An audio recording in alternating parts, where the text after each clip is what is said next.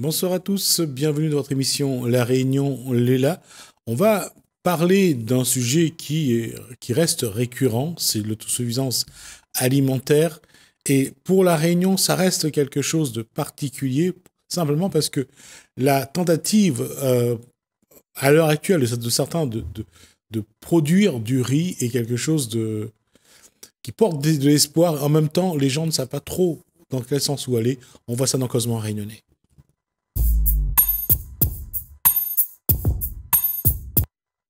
Isabelle Payette, bonsoir. Et Joanne Beg, bonsoir. Et nous aurons, vous verrez de temps en temps sur ce plateau, un enfant qui passe, mais bon, on n'a pas de garde d'enfants et on fera avec. Alors, l'autosuffisance alimentaire, Isabelle Payette, c'est quelque chose dont on a eu l'occasion d'échanger dessus. Aujourd'hui, dans le cadre des régionales, comment est-ce qu'on peut définir ça? En fait, la région peut mettre en place une filière autosuffisance alimentaire saine pour couvrir les besoins de la population et utiliser tout ce qui est subventions européennes ou nationales pour pouvoir investir tout ce qui est dans le développement de cette filière, tels que des bâtiments, des structures de transformation, légumerie, charcuterie, tout ce qui est même aussi un abattoir ambulant, pourquoi pas, et pouvoir répondre justement à cette demande de 500 000 tonnes d'aliments que nous consommons par an. Joanne Beck, cette question pour est-ce que on peut aujourd'hui dire que c'est quelque chose de faisable lorsqu'on a le regard que vous avez? Oui, moi je pense que c'est tout à fait faisable. Il faut juste avoir les volontés politiques et de la population. Il faut que tous ensemble on veuille aller vers cette autosuffisance pour pouvoir justement répondre aux besoins alimentaires de toute la population. Et au-delà de l'autosuffisance alimentaire, nous on voudrait aussi justement mettre en place une autosuffisance, mais aussi au niveau énergétique, de transport, de formation et de financement. D'accord. On avait discuté la dernière fois que vous êtes venu sur ce plateau, on a parlé de la production agricole. Et voir aujourd'hui si la Réunion peut s'autosuffire, mais il y a quand même un cadre. Et ce cadre-là est un peu, j'allais dire, rigoureux. Et est-ce que les agriculteurs réunionnais sont prêts à rentrer dans ce cadre-là? En fait, actuellement, il y a un agriculteur sur deux qui s'installe en bio. Nous avons à peu près 400 agriculteurs bio sur 1500 hectares. Mais bien évidemment, c'est pas suffisant. Nous avons des canniers qui se sont mis à une conversion pour faire du sucre bio. Donc, c'est déjà un pas dans on va dire dans le secteur de la canne à sucre. Et nous avons des études qui prouvent quand même que la population, elle est prête elle est légitime à demander à ce que ce soit produit localement et de qualité. Et les agriculteurs, s'ils ont un accompagnement, que ce soit dans la formation, que ce soit les techniques, que ce soit financier, que ce soit dans tous les domaines d'accompagnement, je vois pas pourquoi les agriculteurs conventionnels ne vont pas se lancer dans la production locale. Donc, il faut voir quand même qu'il y aura deux filières bien distinctes. Celle qui existe déjà actuellement et qui va devoir passer par une conversion avec quelques années d'adaptation et un accompagnement, et une filière autosuffisance alimentaire pour pouvoir répondre à nos besoins locaux. Et ça va se faire, on va dire tout de suite, l'autosuffisance alimentaire en installant sur 1 an, 2 ans. Moi, j'estime ce délai suffisant pour pouvoir former les jeunes, les installer au fur et à mesure et atteindre la production. Aujourd'hui, nous sommes à 130 000 tonnes produits localement et avec tout ce qui est engrais et produits chimiques d'importation. Et nous pouvons faire autrement. Donc oui, ça va être possible avec une volonté politique d'accompagner ces agriculteurs à l'installation directement en bio et à la conversion. C'est là, justement, sur ce point-là qu'on avait discuté, c'est aller vers une production avec le moins d'intrants possible. Et aujourd'hui, Les agriculteurs sont prêts, à votre avis? Il y en a en tous les cas. Il y en a. C'est-à-dire qu'il faut pas une formation, c'est-à-dire que mettre en place une vraie formation pour qu'ils puissent vraiment produire sans utiliser ces produits chimiques? Oui, bien sûr, une formation pour pouvoir redonner les bases ancestrales et avec le regard moderne que nous avons actuel. Mais oui, bien sûr, une petite formation, 6 mois, 1 an. Aujourd'hui, vous produisez quoi comme... Là, pour l'instant, on fait du riz aussi, mais nous avons aussi tout ce qui est maraîchage, salade, bread, choux, chou-fleur, tomates, maïs, parce que il faut nourrir les animaux. Donc, nous produisons aussi du maïs, même si ils ont un parcours. Justement, l'idéal, c'est d'avoir un verger et le parcours animal dessous. L'idéal, c'est des poules, mais pas que. Vous avez besoin d'autres fonciers ou pas?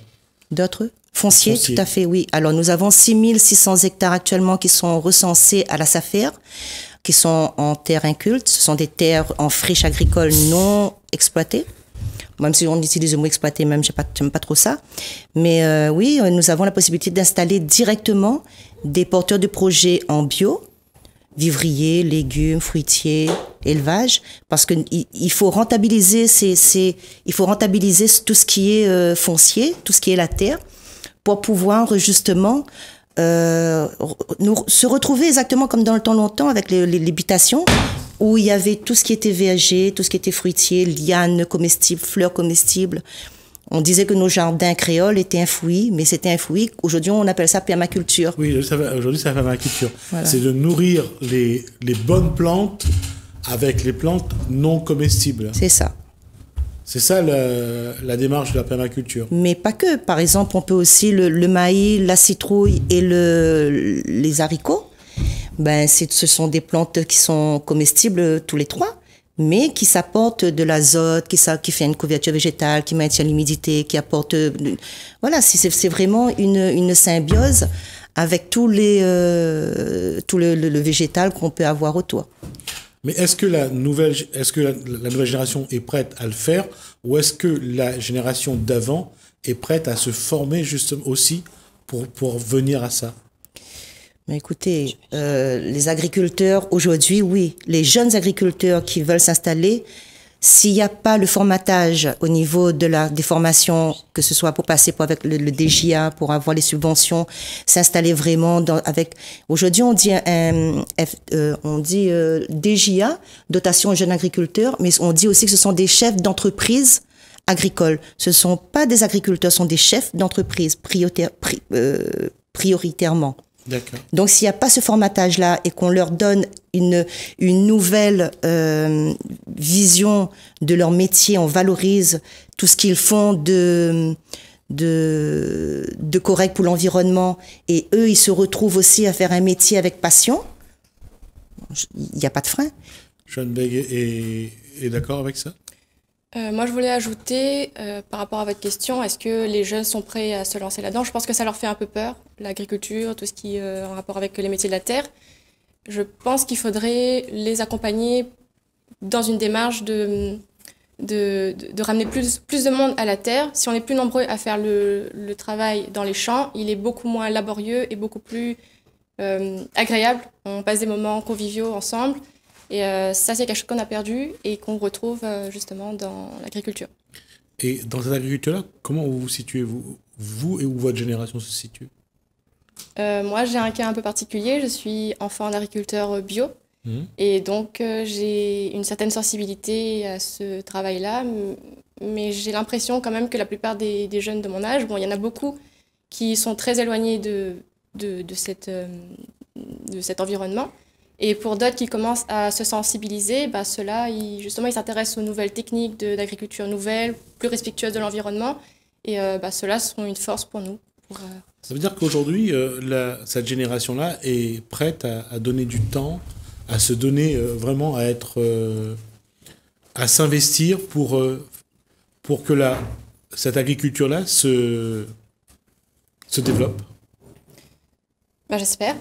Non, mais je prends l'exemple de vous, là. Dans mon entourage, non. Il y a pas, je vois peu de personnes qui se sentent prêts à s'investir là-dedans. Apparemment, ce secteur est porteur d'emplois et porteur d'activités.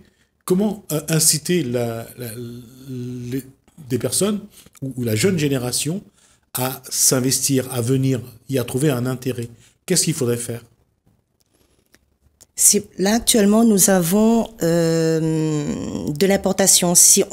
Tous les métiers, tout ce qui était lié, les métiers indirects et directs liés à l'importation, si on se mettait à produire localement tout ce qui était importé, on avait à peu près 25 000 emplois créés directement. Donc, si on passe vraiment par les métiers intermédiaires et indirects, nous pouvons avoir 180 000 emplois liés à l'activité autosuffisance alimentaire. 180 000 emplois? Oui. Sur 2500 km² de la Réunion?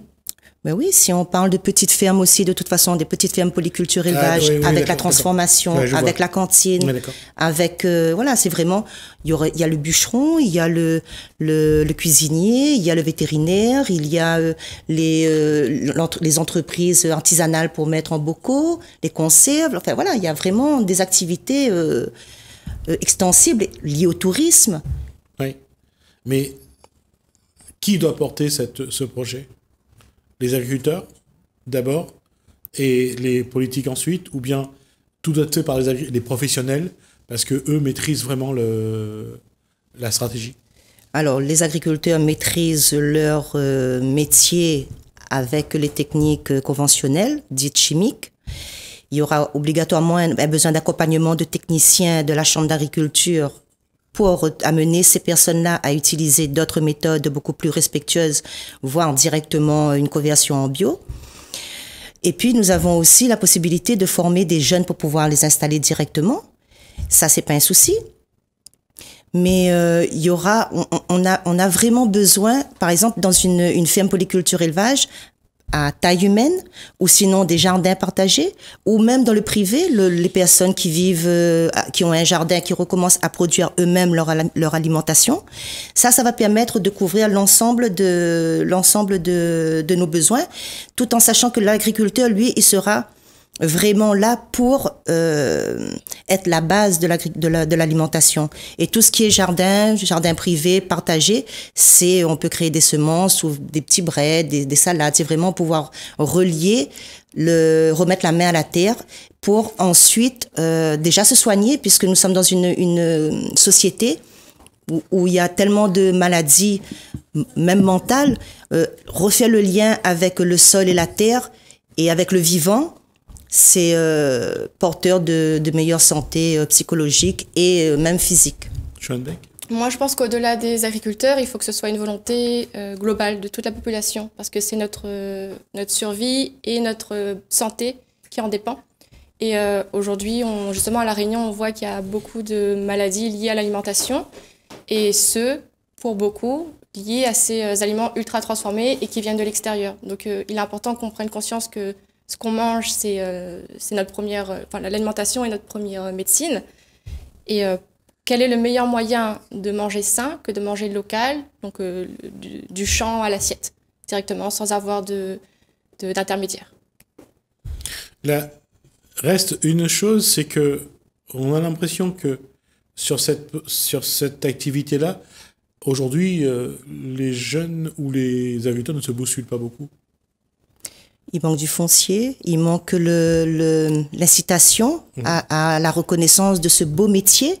Essentiel. Voilà, il faut vraiment revenir au sacré de l'alimentation et au sacré de la terre vivante et redonner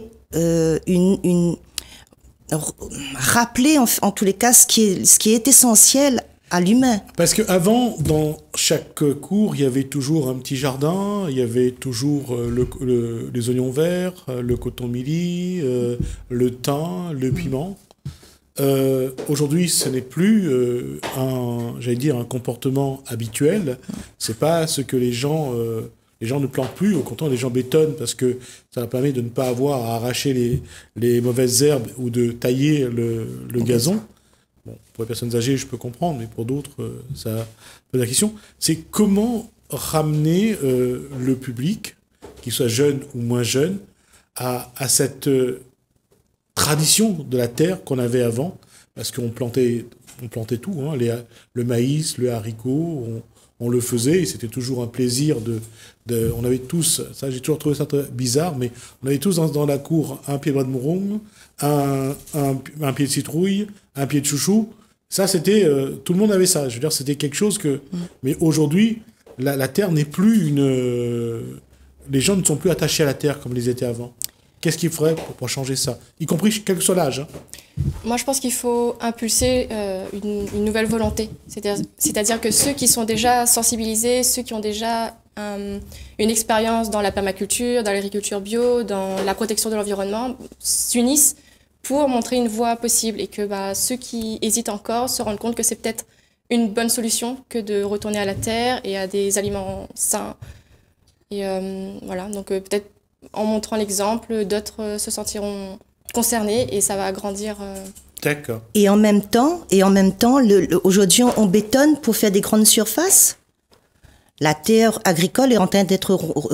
On ronge à chaque fois un petit peu plus de terre agricole, alors que c'est ça qui va permettre à un peuple d'atteindre une certaine sécurité alimentaire. D'accord. Et comment mobiliser justement les énergies, comment faire en sorte que les gens, que les Réunionnais reviennent peu à peu parce que la terre avant, quand on dit si vous travaillez pas à l'école, ça gratte canne. Ça c'était j'allais dire la phrase pour faire peur, parce que si on n'était pas intelligent, on allait finir à la canne. Sauf qu'aujourd'hui, travailler à la terre, c'est ce qui est bon pour la santé d'une part, et qui rapporte aussi, qui permet de vivre. Il faudra aussi travailler là-dessus, changer un peu les postures. Exactement.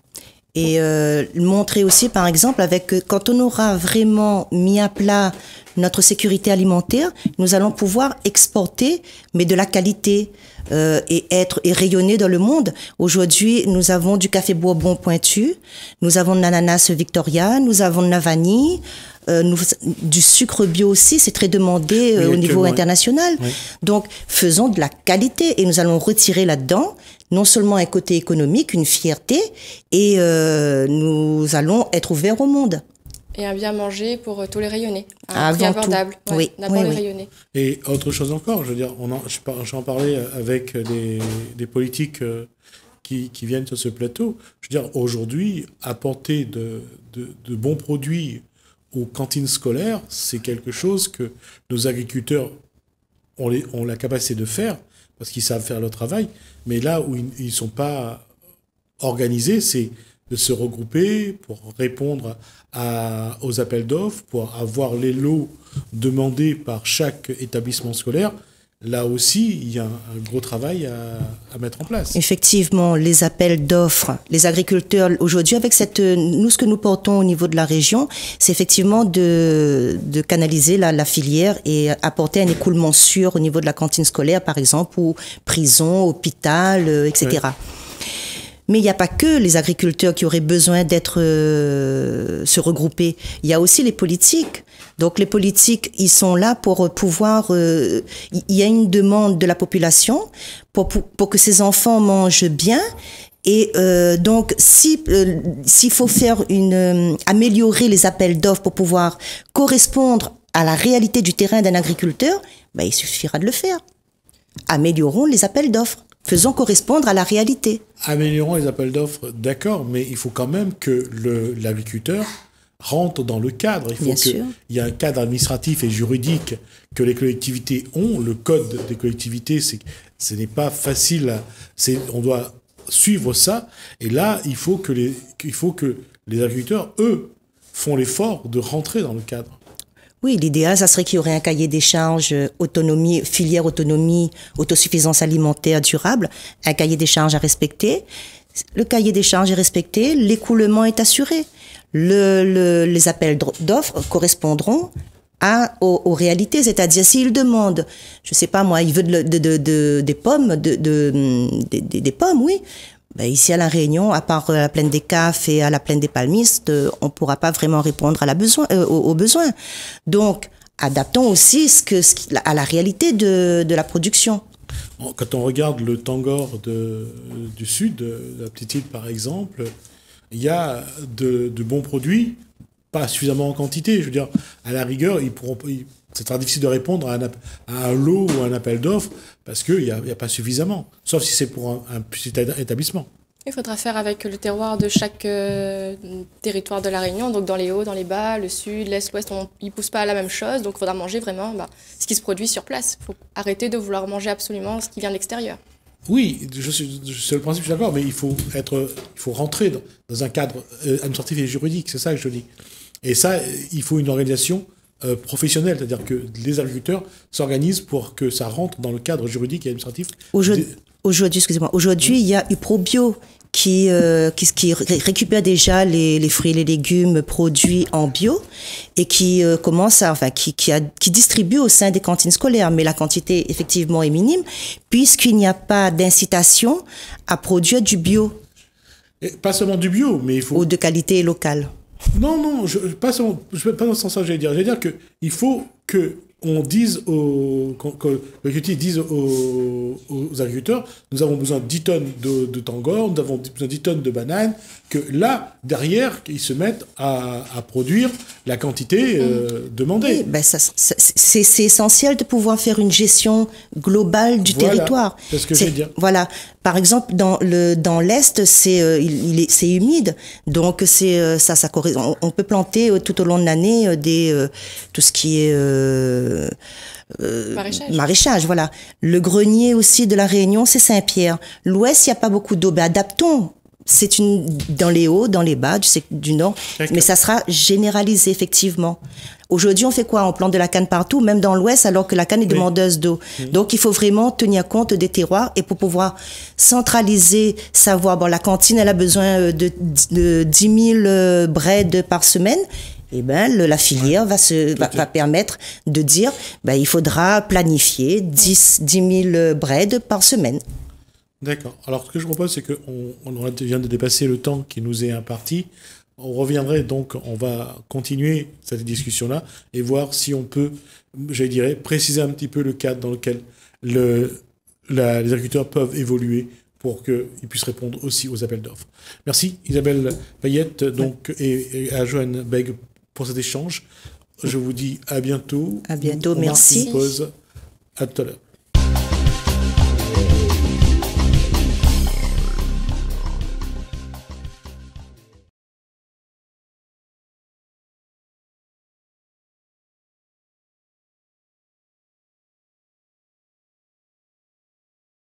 Moi, banal, dis-moi ça. Si les affaires les bons, ils donnent bien. Et vraiment, avec un bon fumier et un autres terres, il faut redevenir un peu, cultivable. Le gros problème aujourd'hui, c'est plus cultivable. Pourquoi? Depuis le début, il a plus d'herbe, c'est désherbant dessus. Le 2-3 vers terre, quand ils mettent des herbants, ils courent rien. Ils restent pas là, donc il est normal après, les autres terres, les plus bons. Moi, j'ai essayé de reconstituer dans mon verger, elle était comme ça depuis 40 ans. Et là, pour montrer sur le bord, maman d'Adam de l'autre côté encore plus joli, parce que là-bas, nous vient de planter à 22 jours. Donc, voir s'il trouve 22 jours, je ne m'y mentis pas, 22 jours on a planté. Ça là, il y en a à peu près entre 5 et 6 mois. Donc, il y a en punition là. Il y a encore 2-3, je vois les jolis encore, mais il voit bien les breads. Là, mais il n'y a plus de bread là. Là-bas, si on lui mange bread, il faut là-bas. Oui, mais on va voir, il n'y a plus tellement donné. Le pied de bois à un moment là, quand il y a plus donné là, il n'y a plus rien dedans. Il doit être 2-3. Là, si vous m'en avoir, il y a ramené un tas là-dessus. Finalement, il va redémarrer. Il faut replanter d'autres après. L'idéal, c'est de replanter. Parce que plus il va partir, il n'aura plus la force de faire un gros citrouille. Pour avoir des citrouilles comme ça, il faut que la terre est riche, quoi. Dedans, moi, les persuadé, comme ça va regarder, c'est toi, les racines, les finis manger, on peut ça faire dedans. Donc, il faut remettre dedans. Voilà un peu le... Alors, par contre, les azotes, ils ne sont pas du tout... La pointe d'odeur, vraiment, comme il m'a ma main dedans, un bon fumier, il ne sent pas mauvais. Et les vrais. Et mis des autres, pour bien se rappeler les autres de l'histoire, dans le temps, il y avait un toufik, c'était un ancien cabinet, et tes plantes, toutes ça fait autour. Piment, brinjel et un pied de citrouille ou un tout chouchou. Hein. Et tu es là, tu utilises tout l'écosystème, tu es bien fait, tu trouves dedans. Tout à l'heure, un peu de monde s'est activé dans la main à mettre là-bas pour pouvoir faire carré. Et mettre aussi à nous mettre carré dans notre. L'écosystème est fait naturellement. Le pied de bois est protégé avec un cyclone. Comme là, il plante les chi. Le technicien dit qu'il faut mettre 10 mètres ou 4 mètres, les aligner. Il ne voit pas rien. Après, il est étonnant que non, des fois, il ne donne pas du tout. Et qu'il y a un cyclone, il faut tout à terre. Logique. Les pieds de chi, dans notre bonne vie, grand monde, n'avaient une raison dans le C'est vraiment de l'autre là-bas, justement.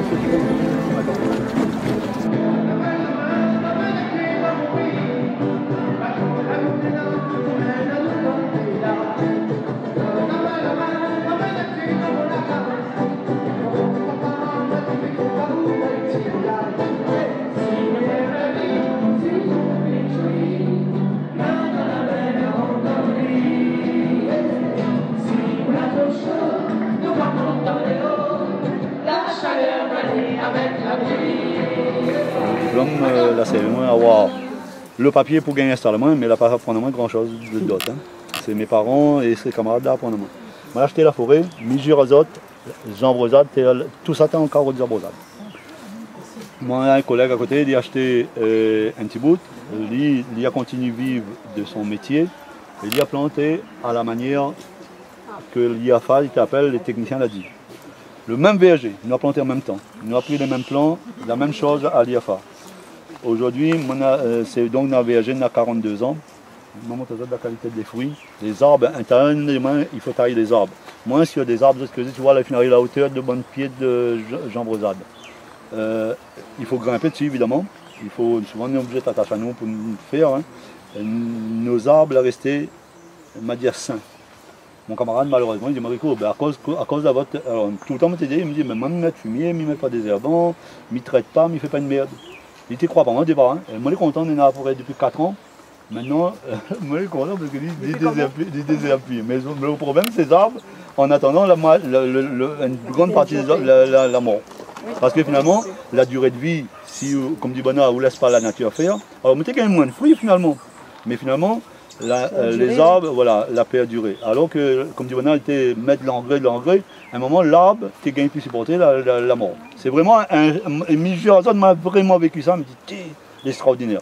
Moi, j'ai déjà vu tout de suite la qualité de terrain, mais mon bon cheval, il mange tous les herbes, tu vois là, tous les mamans dedans, il vient couper à la main. Moi, je travaille rien quand m'a pas une machine, m'a pas une merde, mais tout est serpette, l'équipe de mon travailleur avec moi, ni prend serpette, ni vient couper.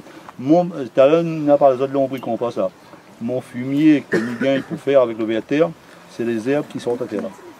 Et quand il est fini, le cheval est fini faire son travail, il dure 1 an et demi, il m'a fait gagner le citrouille dessus en même temps, parce que quand il tire m'y mettre dans le parc, quand il y a à mettre le fumier prêt à nourrir, il prend moins 1 an et demi. Hein. Ah ben oui, parce qu'il y a une durée de vie, maman t'a dit tout à l'heure, le système, le fumier, il faut il chauffe, il y a un tas d'affaires, hein, il se passe. Et maman t'a dit le carreau de citrouille dedans, carreau de citrouille là. Autant il gagne de citrouille, mais vous connaissez pourquoi en premier? C'est pour faire une couverture végétale, pour que le fumier n'est pas abîmé par le soleil. Parce que s'il me laisse, les VATR, ils ne travaillent plus. Les VATR, le soleil, les tauliers enfoncent. Donc il faut monter en l'air, finalement, je ne vais pas dire tout, mais le citrouille permet au moins couvre le sol. Voilà un peu l'histoire. Mais ça, c'est tout simplement, la nature elle est comme ça. Regarde, là, on me donne la couverture, maman nous rentre dedans, moi je laisse un peu d'arbres. La mienne, comme dit Bonnard, bien les dents en créole. Nous, tes plantes, nous avions un pied dans l'affaire. Nous n'avons jamais eu 15 pieds de banane un seul coup. Nous avions un pied de banane, un pied de citrouille, un pied d'affaires.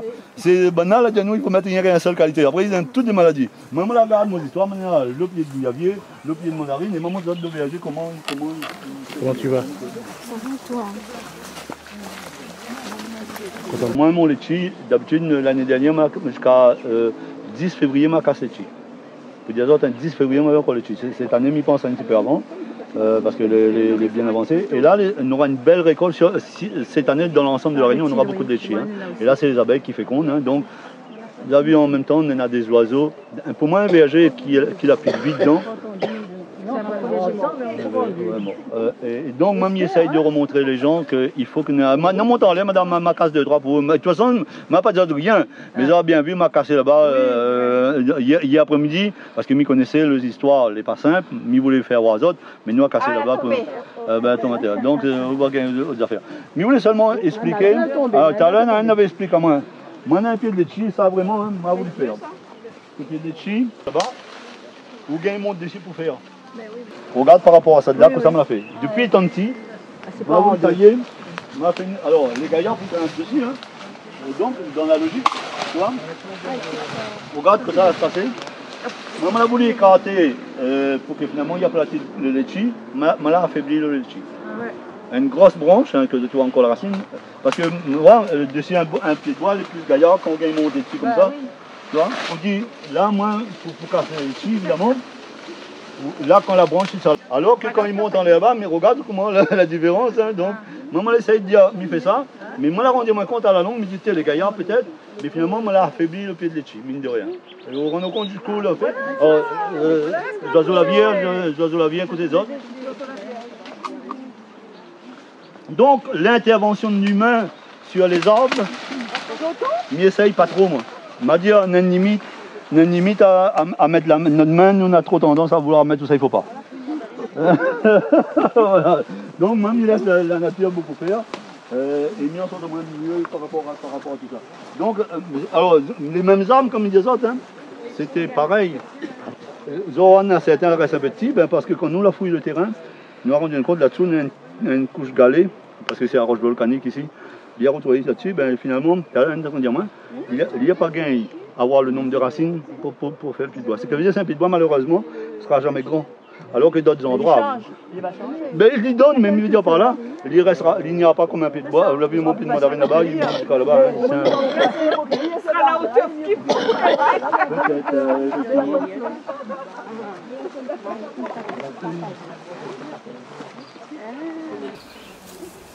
Que ce soit les oiseaux, les abeilles, des papillons, monénates, et là. Pour moi, c'est la vie d'un verger, c'est ça. Un verger, il apprend les propres, tout ça, pour moi, moi personnellement, hein, je considère que ce n'est pas un verger. Donc, il montre aux gens, là, il faut nous amener de sac, il faut, nous, quand on casse les chis, l'auto là-bas, un 4x4, des fois, il gagne, mais bien le camion, il reste sur le bord, il n'y a rien, il porte. Ce que veut dire, m'explique aussi la valeur du travail que nous avons. Nous oublie souvent que pour que le fruit arrive dans le magasin là-bas, on a travail. Un peu tout le temps moins cher, une limite moins cher. Évidemment, comme il dit, nous allons goûter même où ça est là-dessus, par là-bas. Il faut l'équitable, il me dit par là, tu vois. Pour gagner une affaire. Voilà. Mais quand on voit les kilos de mandarine, il est à 1 euro les vendus, il me dit soit le bouc, je ne peux pas comment il y a des brouillades. Mais voilà. Et d'ailleurs, regarde le mandarine, il y a le produit bleu dessus, il a toute qualité. La pluie de cou un peu, dis-moi. Carrément, hein, mais j'ai rasé, là, c'est même vendre pas mon verger, là, hein, c'est une vraie réalité. Là, quand il goûte mon mandarine, il dit, qu'on soit la mettre dedans. On a l'impression que c'est même à mettre dessus comme mon mandarine.